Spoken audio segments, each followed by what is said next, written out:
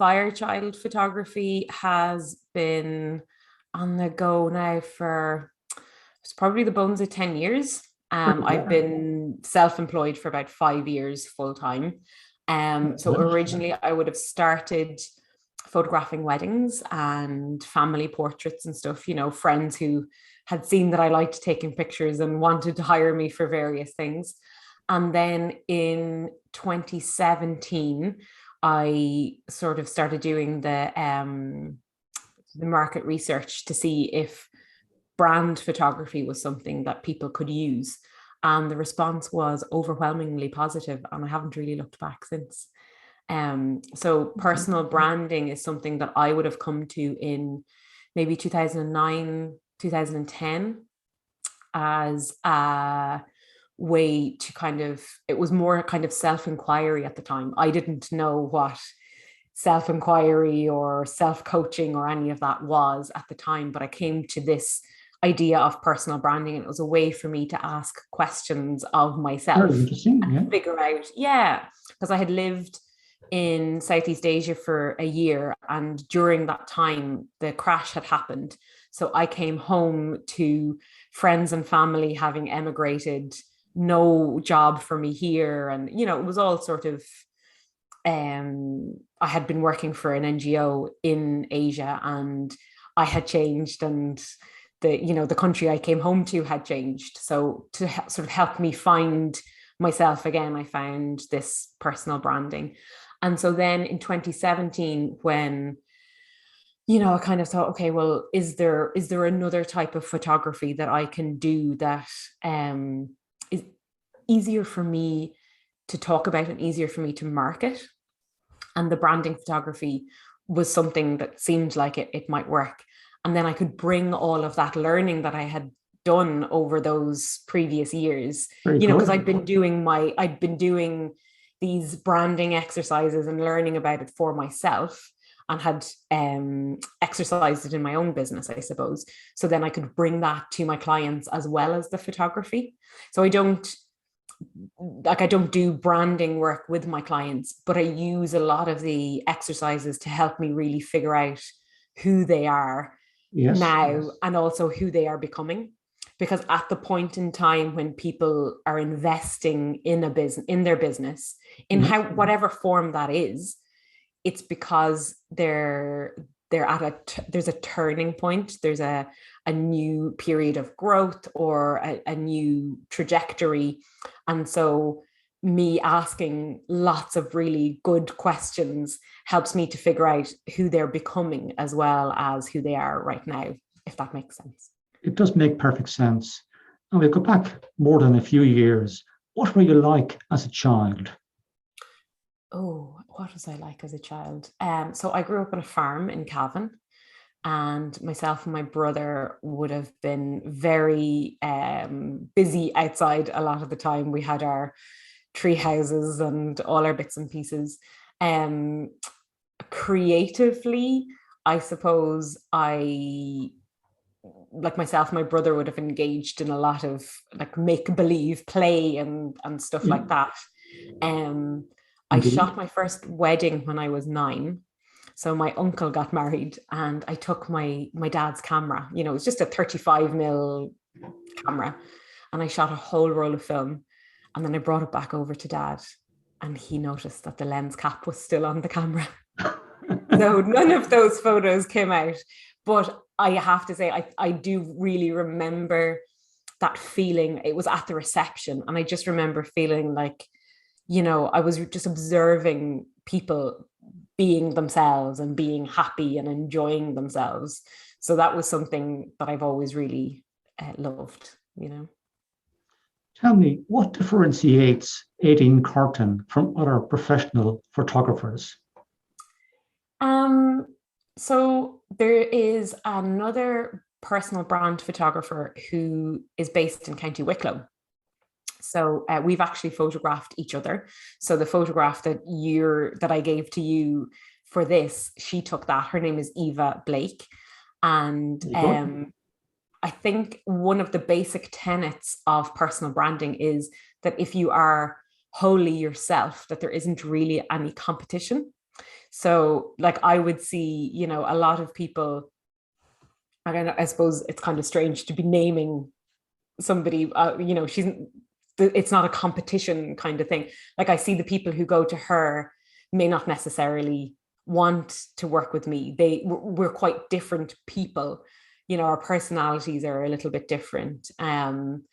Our approach to the work that we do is a little bit different. And I think what happens is, yes, and I think what happens is people find the person that they connect with the best. So like not to compare any further now, to kind of leave that, like, and Eva and I we have a wonderful collaborative approach. You know, we will refer people to each other all the time if we think that they're a better fit. And I really love that we do that, you know, because we're being ourselves. So therefore the people who need to hire us can find the person who's going to work best with them. So I think one of the things that I do, I mean, photography, in a way, there isn't, you know, once you've mastered the sort of the technical basics of photography, it's not a particular, like as a medium, you know, you're really just capturing light, and that's what the box does.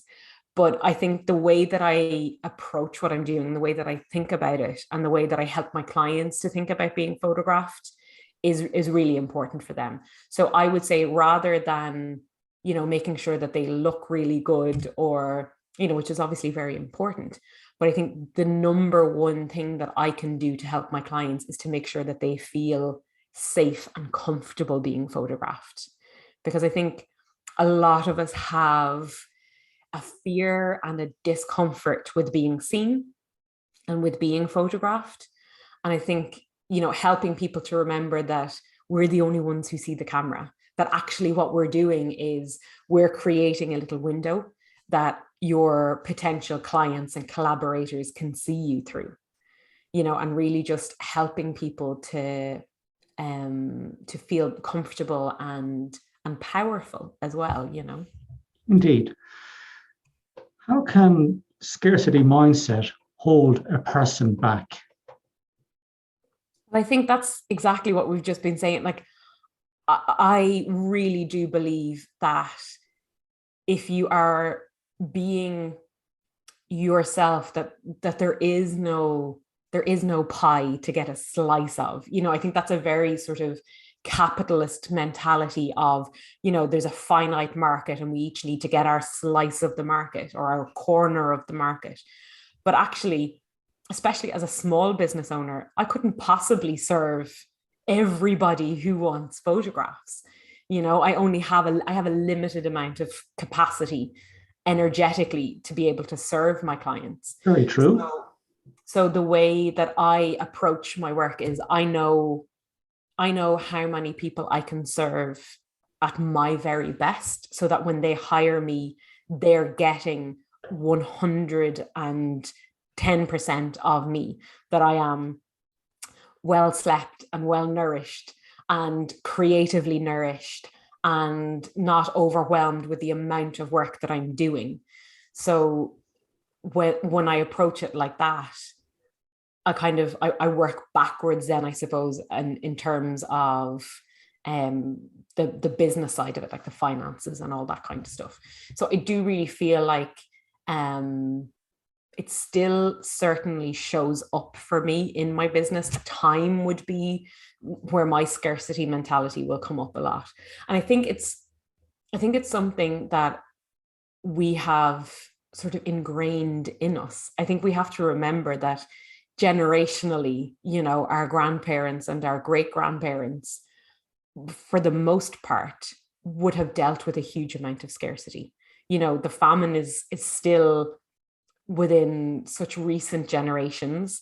And then, you know, we had rationing.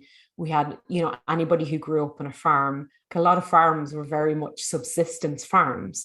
So this scarcity mentality is something that we've learned from our ancestors, our predecessors. So I think just being aware of that and approaching things from a more, so it's more like a practical, rational, current point of view, you know, like my grandparents would have run a very small subsistence farm, and their parents had a very small subsistence farm, but that's not where I am right now. You know, I am very fortunate. I have a beautiful big back garden with a greenhouse that the tomato plants are thriving in, and raspberry bushes and apples, and if I eat them, great, and if I don't, I'm not going to go hungry. Do you know what I mean? Yes, So I think we can have this, it can be an ego thing as well, you know, where I have to have the biggest and the most and the best. And that is a particular way of thinking, I suppose, that people can either choose to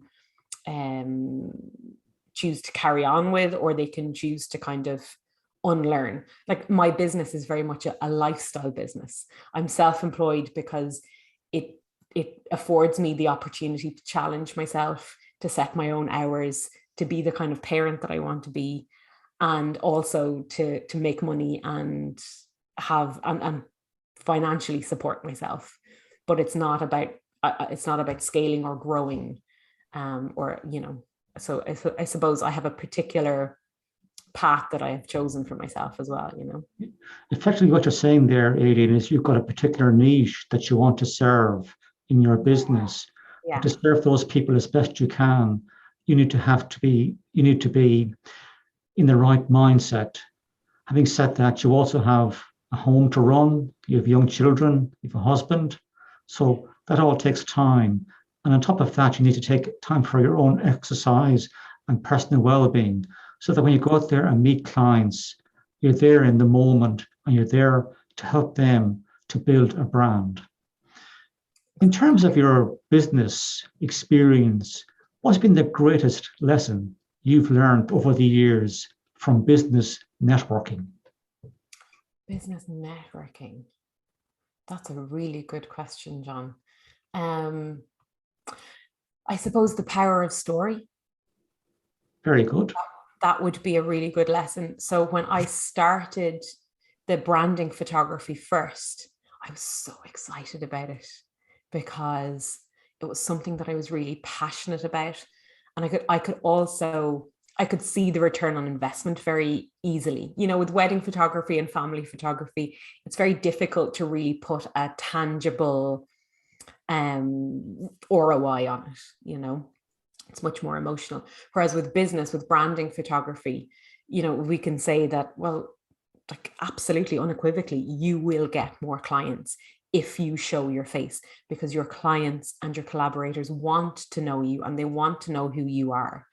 So when I started first and I was networking, and I really didn't have very much to show yet, you know, I had done a test shoot with a client, and you know, I didn't have much of a portfolio as such, but the way that I spoke about the work excited people, you know. So just telling the story of that first test shoot with Aoife, I really understood in those moments the feedback that I was getting. These people had never seen my work. They didn't know what it looked like. They didn't know if I was capable of really taking a good photograph, but they wanted to know more.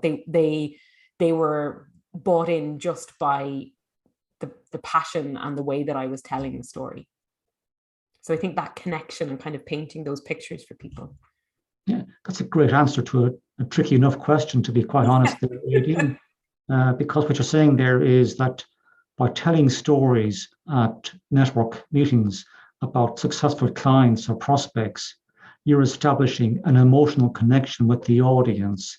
And then they'd say to themselves, I'm going to phone Éadaoin, or I'm going to email Éadaoin, I'm going to get my brand photography done with Éadaoin. She seems more than capable of doing a very good job. Tell me, when you meet prospects, why is it important for them to understand what they stand for, so that you can help them to develop their brand? I think so. I will be very quick to turn people away if I feel like they're not ready for an investment with me. I want my clients to be very sure of who they are as a business owner and who they are serving. So I think that is something that really only comes with time and exposure to potential clients and work that you're doing. So for example, someone can be an accountant and they can have worked as an employee for 20 years. But if they then go and set up their own accountancy firm, they have so much more learning to do. It's not the same as being employed. And it doesn't matter at what point you are in the business as an employee. But when you become self-employed, the people that you're dealing with them on so many different levels. And then dealing with yourself and self-management becomes much more of a priority, I suppose. So I would be very adamant that when my clients come to me, that they don't have to have it all figured out and they don't have to be there yet. I don't think any of us will ever be there, because the nature of being self-employed is you're constantly challenging yourself and evolving. But just knowing who you serve best and knowing how you do that is really important, you know, and sort of having a client base or a client roster that is relatively busy. But you know, there's always room for growth, but just having something, you know, if someone comes to me and their business isn't fully formed or they're only starting out, then they have so much learning to do that only comes through experience and with time. Yeah, I know what you're saying there, because you know, we all started our businesses. We all had an idea in our head as to who our ideal client was. But as you got out there and you went to network events, you had one-to-ones with people, suddenly that idea was changed and reality dawned home, and you had to refocus and look at a new client set, for example. So you have to learn as you go along. So what you're saying there effectively is there's no point investing in brand photography until you're absolutely clear in your own mind and you've tested it and got the feedback as to who your ideal client is. There's no point putting the cart before the horse, in other words. Absolutely, yeah. You offer a mentoring service. What specifically what mentoring do you offer people? And do you have places on that mentoring program for 2022? I do. So the mentoring that I do, it's generally with other photographers or creative business owners who are trying to find that sort of sweet spot between making an income, growing a business, and also having a life that serves them as well. So it's all around kind of time management, pricing, workflow management, sort of balancing the personal growth with the business growth. So I suppose it's the lessons that I've learned over the years, time and time again. I think you mentioned our podcast earlier that Claire and I have. I think that is very much focused on the kind of mentoring that both she and I would do. So it's all about kind of being strategic and managing energy, time, and money so that it serves you best. That's a very good answer to a question. And I'm not just saying there in terms of pricing strategy, it's very tempting for a lot of startup business people to charge, say, a reduced rate initially. And the danger in doing that is that word gets around and people have an expectation that you'll charge X per hour.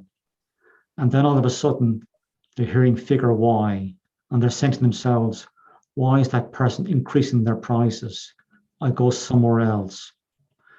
And I think in terms of energy, we all start businesses and we put a huge amount of energy into the business initially. And then if things don't work out as well as you anticipated, people's energy can sap. And that's when you need a coach or a mentor, because it's very easy to give up at the first hurdle. And you could be actually denying yourself a great future. Absolutely. And I think, for me, I have never not had a coach or a mentor. It's like since I started the business, I've always had somebody, because I think it's really difficult to do something like this on your own. And exactly what you said about energy being sapped, we can grow a business very quickly.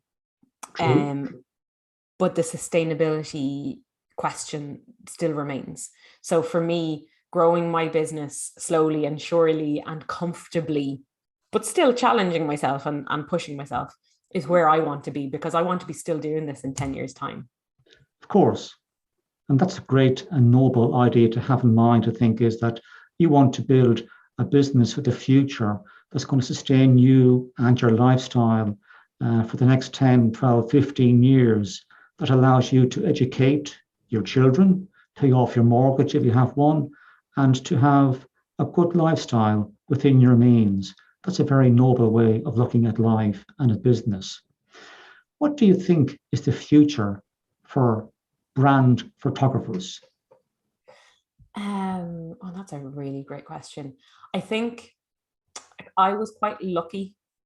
I suppose maybe, yeah, there was an element of luck to it, that I kind of, when I started doing the brand photography in Ireland, that there wasn't really anybody else doing it. So I've had, a nice run of building my name as somebody who specializes in brand photography. I think the last 2 years have probably been quite a turning point for people. We're becoming more used to working online. There was that kind of realization that our Zoom image should match our profile images, and I think that kind of brought it into awareness for people, that also we know when you go to a networking event, who you show up as to the networking event should be the same person that people meet on your website when they meet you and they're curious about what you do. And of course, the first thing that they do is go to your website because they want to know a bit more about you.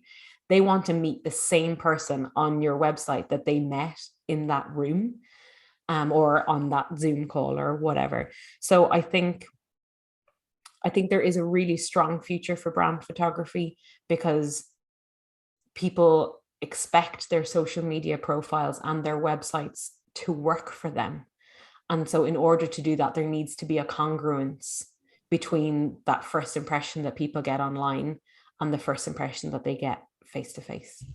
So I think it's only growing. I think awareness is growing. Yeah, I think what you're saying there, Éadaoin, is that when you're on a Zoom call or Teams meeting, being authentic is so important, because what people want to see on Zoom has to be congruent with what's on your social media channels, it's on your website. So when a person gets to meet you eventually, they're happy that they know the person they're going to meet. They don't want to be in a situation where the real person is something completely different, and that only loses prospects and clients. Absolutely, yes. And there isn't, I think it can be easy to get into this idea of, oh, well, she does it that way and this is how he does it, so I should do that too. And I think that word "should" is something that we use to fool ourselves a lot of the time.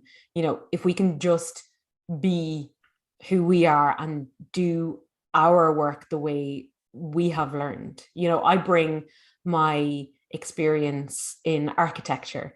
I bring my experience as an English language teacher. I bring my experience as someone who grew up on a farm. I bring all of those to the work that I do. Mm-hmm. And everybody has those unique threads of their own lived experiences and their own career jumps and stories. And that's what makes people want to collaborate with you, because there is that powerful connection is what will really get you the clients that you really want to work with. Indeed. Three remarkable things I can take away from today's interview with Éadaoin is, firstly, to manage your time effectively, you want to be in the best possible condition when you meet your clients and prospects. but you also have to set aside time to manage your home, manage your family, and take care of your own personal well-being.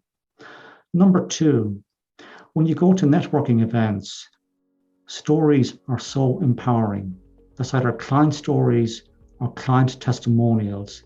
And by using stories at networking events, you can establish an emotional connection with the people in the audience. And then they will be inclined to pick up the phone to you or to email you to do business with you. And finally, in terms of pricing, make sure you get your pricing structure correct from the very outset. Is there anything else you'd like to say to the audience before I let you go, Éadaoin?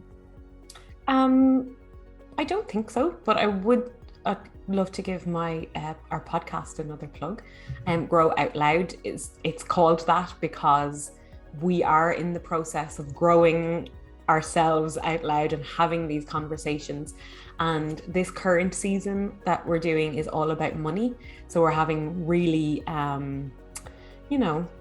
bare conversations about something that can be a tricky topic for people. And it's been really lovely to hear the feedback from people and to hear how helpful it's been. So, yeah. And on that note, I'll bring today's show to an end. Thank you, Éadaoin. Thank you so much, John. You're very welcome.